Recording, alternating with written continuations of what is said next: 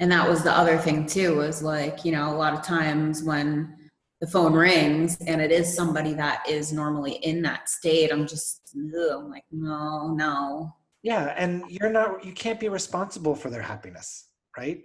That's Mhm. not fair for them to put that pressure and that responsibility on your shoulders, right?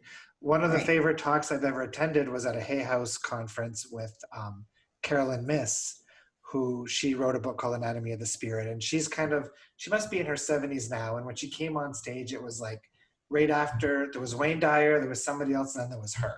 And she came on stage like this angry old school teacher, and she started, this is a big spiritual conference, and she started kind of almost telling off the audience, saying, how dare you put the responsibility of your own happiness on somebody else's shoulders, right?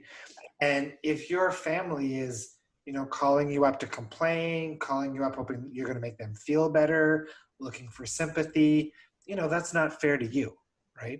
Everybody has to be responsible for what they have going on inside of them, and nobody can shift other people's emotional states. Right. Okay. That makes a lot of sense. Yeah, yeah. Literally, the way we can serve other people the most is by serving ourselves, is by being that person where you're loving your life so much, where you're so happy, and other people can see that.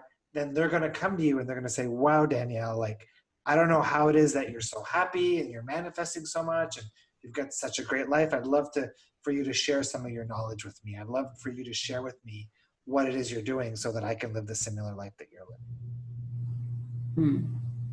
Hmm. Love it.